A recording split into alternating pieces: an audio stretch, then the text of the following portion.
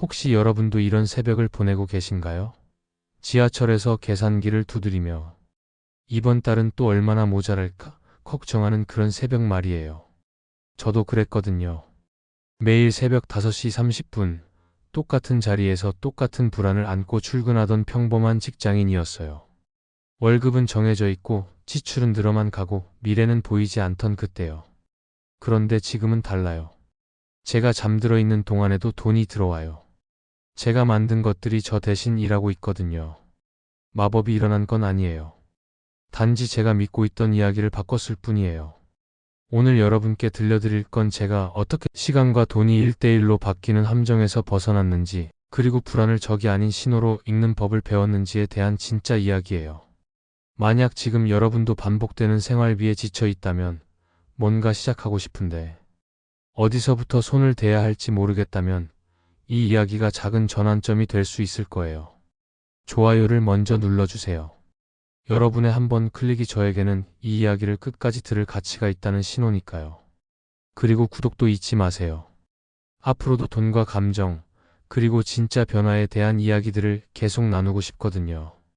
자, 그럼 지금부터 제 이야기를 시작할게요. 어쩌면 여러분도 비슷한 새벽을 보내고 계실지 모르니까요. 지하철 문이 닫히는 소리와 함께 내 하루가 또 끼워졌다. 새벽 5시 반, 잠깐 눈을 붙였던 사람들 사이로 나는 노트를 펼쳤다. 오늘도 지출 내역부터 적는다. 교통비 1250원, 편의점 아메리카노 1500원 잠깐, 이건 줄일 수 있다.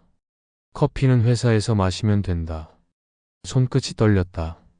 계산기에 찍힌 숫자들이 내 불안을 흡수하듯 툭툭 소리냈다.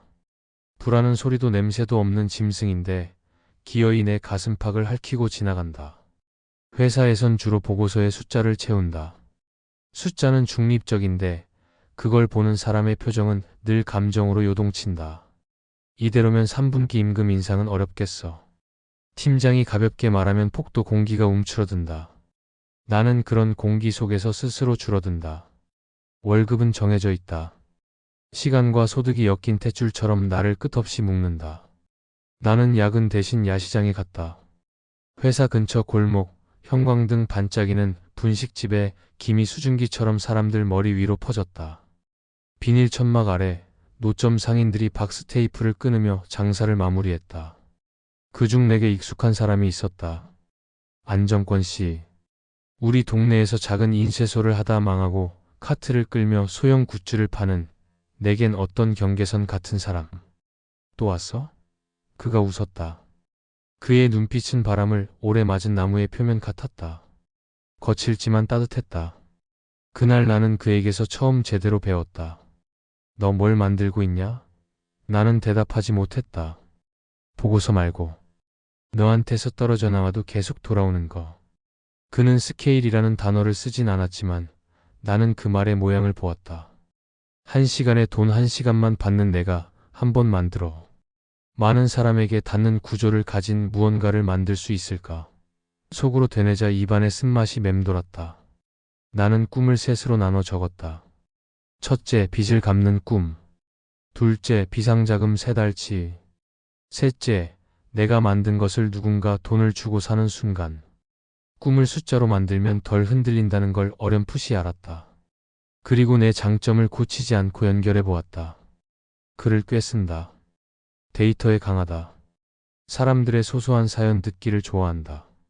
이 3가지를 묶어 돈과 감정이라는 주제를 다루는 뉴스레터를 써보기로 했다. 제목은 오래 고르고 결국 흔들림 일기라고 붙였다. 퇴근 후 2시간, 새벽 1시간, 4시간을 작은 블록으로 잘게 쪼개 불판 위에 올리듯 구웠다. 첫 호를 보낸 날 구독자는 23명. 친구, 동생, 직장 동기, 그리고 이름 모를 15명. 사람의 숫자가 아니라 사람이 가진 사연이 내게 들어오기 시작했다. 카드값에 쫓겨요. 저 같은 사람도 시작할 수 있을까요? 그 메시지를 읽는 순간 가슴이 뜨거워졌다. 돈은 숫자인데 숫자에 기대어 누군가의 감정이 흔들릴 때 그 흔들림을 붙잡아주는 글이 될 수 있지 않을까. 3번째 호부터는 구독자가 늘지 않았다. 10번째 호에선 오탈자가 남발했고 20번째 호까지는 밤마다 삭제 버튼을 누를 뻔했다. 감정이 내 발목을 잡았다.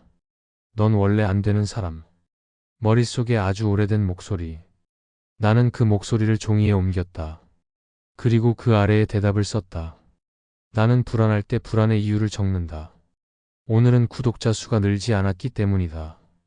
그렇다면 내가 통제할 수 있는 건 글의 정확도, 사례의 진정성, 배달의 꾸준함이다. 새벽 공기가 엷은 은색으로 변할 때쯤 나는 그 문장을 다시 읽었다. 내 안에서 작은 전환음이 났다. 무언가가 딸깍 맞물렸다. 봄비가 그치던 날 동생 연주에게서 연락이 왔다. 오빠, 우리 엄마가 흔들림 일기 자랑하고 다녀. 아파트 엄마들 단톡방에 링크 뿌렸대. 나는 울컥해 그 단톡방에 몰래 들어가 댓글을 구경했다. 우리 아들 얘기 같아요. 카드 돌려막기 저도 했죠. 비상자금 어찌 만들죠? 질문들이 줄줄이 달렸다. 나는 답장을 묻고 한 편을 썼다. 비상자금 당신 삶의 에어백. 사례를 들고 방법을 적었다. 통장이 숨을 쉬는 법을 칼로 자르듯 또렷하게. 그 무렵 안정권 씨가 다리를 다쳤다. 카트를 끌다 미끄러져 무릎을 꿰맸다. 병원에서 돌아온 그는 장사를 며칠 쉬었다. 나는 그를 대신해 노점을 봐주었다. 봄바람에 비닐 천막이 펄럭였다. 손님에게 카드를 받으며 나는 그가 매출과 비용을 어떻게 메모하는지 봤다. 얇은 수첩, 연필, 빚과 현금 흐름. 그는 웃으며 말했다. 내가 몸이 쉬는 동안에도 돈이 들어오면 좋을 텐데. 그 말이 가슴을 쳤다. 잠든 사이에도 돈이 일하는 구조. 나는 내 뉴스레터를 전자책으로 묶고 소액 유료 구독을 열기로 마음먹었다. 한 번 만든 걸 반복해 전달하는 방식. 스스로에게 물었다. 이게 정말 누군가의 문제를 해결하나? 그 답이 그렇다가 될 때만 올리자고. 첫 유료 구독자는 3명이었다. 내 상상과 자존심은 동시에 웃었다. 너무 작아서 귀엽고 너무 커서 무서웠다. 그중 한 명은 회사 후배 민규였다. 야근 후 편의점 앞에서 컵라면을 먹다가 그는 조심스레 말했다. 형, 돈 얘기 이렇게 따뜻하게 쓰는 사람 처음 봤어요. 저 진짜 바뀌고 싶어요. 그의 손엔 버릇처럼 긁힌 신용카드가 들려 있었고 그의 눈 밑엔 어둠이 젖어 있었다. 나는 그에게 일주일 치치출 기록표를 건넸다. 먼저 숨부터 쉬자. 여름 끝 회사에 큰 변화가 왔다. 인원 구조 조정 소문. 공기가 다시 김처럼 흘렀다. 내 자리는 안전하지 않다는 감각이 스멀스멀 번졌다. 그러나 이번엔 예전처럼 가만히 있지 않았다. 내 스스로에게 물었다. 지금 서 있는 빙산이 녹고 있나? 그렇다면 다음으로 건너갈 빙산은 어디인가? 나는 작게 떨리는 무릎을 적셨다. 그리고 준비했다. 뉴스레터 발행 빈도를 늘리고 초보자를 위한 온라인 소모임을 열었다. 이름은 불안과 계산 모임. 매주 수요일 밤 5명이 줌에 모여 서로의 장부를 슬쩍 보여줬다. 낯설고 민망한 웃음 사이 우리는 아주 조금씩 안도의 숨을 나눴다.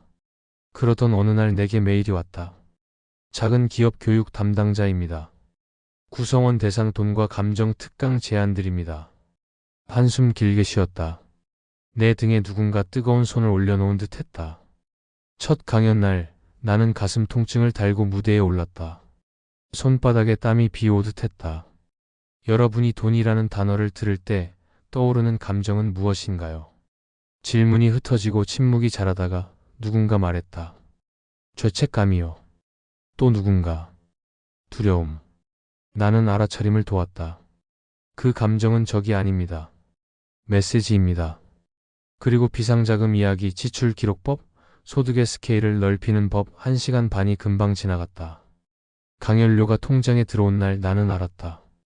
내 시간과 돈이 얽히던 탯줄에 새로운 분기점이 생겼다는 걸.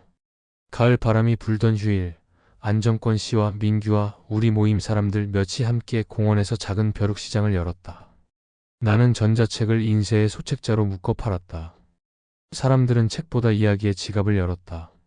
어떤 아주머니가 내 얘기를 들으며 고개를 끄덕였다. 나도 그랬지. 남편 아플 때 신용대출로 겨우 버텼거든. 그때 알았어. 돈은 종이가 아니라 숨이더라. 그녀의 말이 내 가슴 깊은 곳 어딘가를 건드렸다. 나는 노트를 펴서 크게 적었다. 돈은 오늘을 살리고 내일을 고르게 해준다. 그걸 아는 사람과 모르는 사람의 하루는 다르게 흔들린다. 겨울 회사에 진짜 발표가 나왔다. 내 이름이 적힌 인사 공지가 메일함에 들어왔다. 희망퇴직 권고. 손끝이 차가워졌다. 그런데 이상하게도 그날 밤 나는 오래 잠들었다.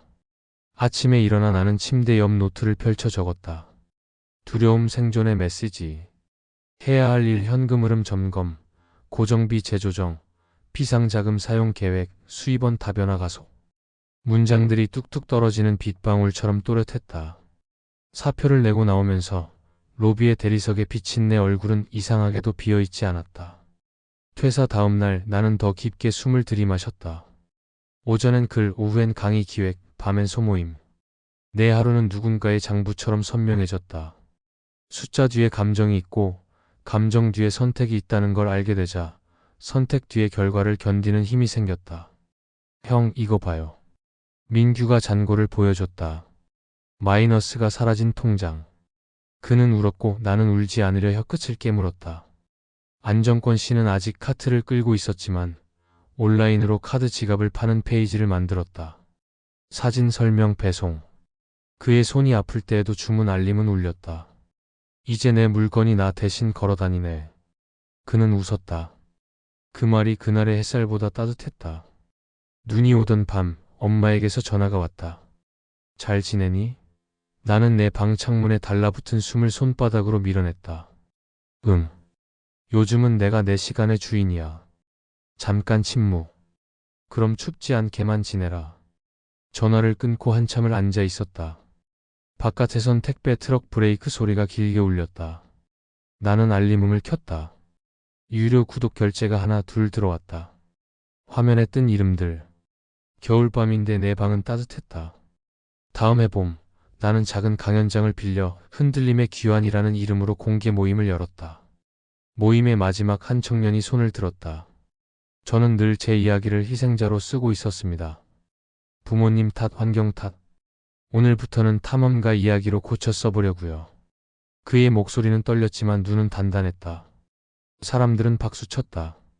그 박수 소리 속에서 나는 내 첫날을 떠올렸다. 지하철 문이 닫히던 새벽, 계산기의 딱딱한 소리. 그때의 나와 지금의 내가 한 사람이라는 게 신기했다. 모임이 끝난 뒤 불 꺼진 강연장 맨 앞줄에 앉아 조용히 숨을 골랐다. 불안은 여전히 돌아왔다.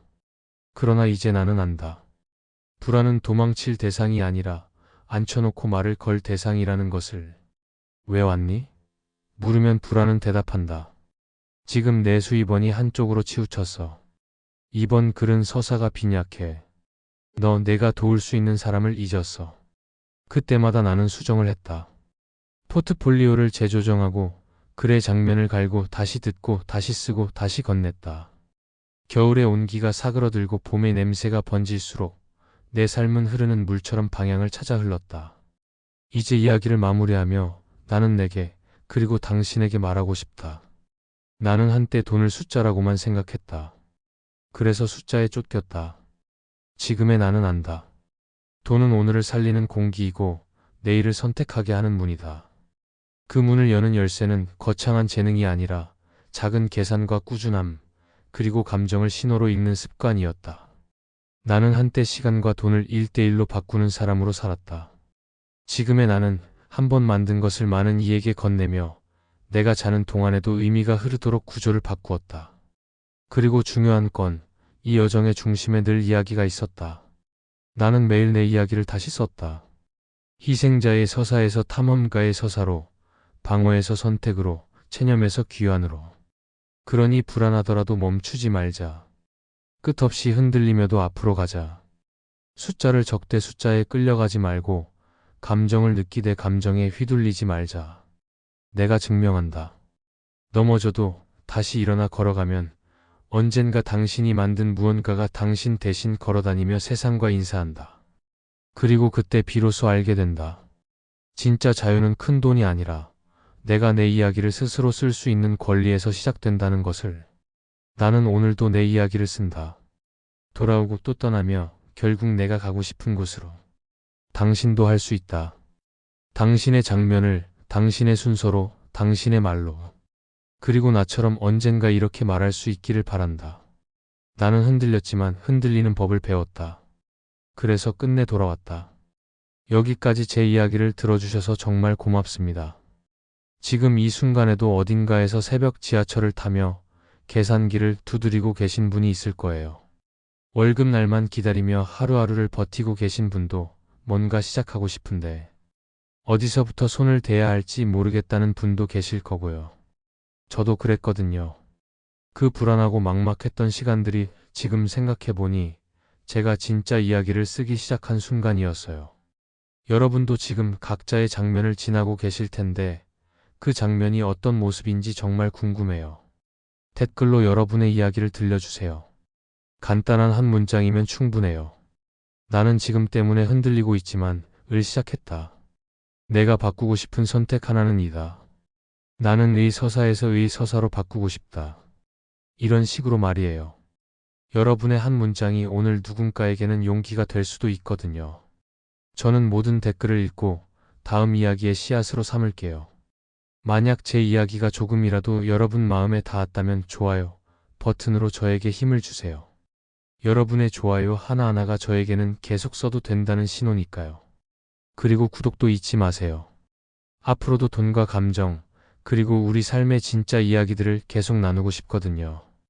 여러분과 함께 흔들리고 함께 일어서고 함께 걸어가고 싶어요. 지금 어딘가에서 혼자 흔들리고 있을 누군가가 있다면 이 영상을 공유해 주세요. 제 작은 이야기가 그 사람에게도 작은 위로가 될 수 있다면 좋겠어요. 우리는 모두 각자의 속도로, 각자의 방식으로 돌아가고 있어요. 때로는 길을 잃기도 하고, 때로는 쓰러지기도 하지만, 그래도 우리는 계속 쓰고 있잖아요. 자신만의 이야기를. 다음 영상에서 또 만나요. 그때까지 여러분도 자신만의 이야기를 써나가세요. 저는 여러분을 믿어요. 여러분도 반드시 끝내 돌아올 거라고.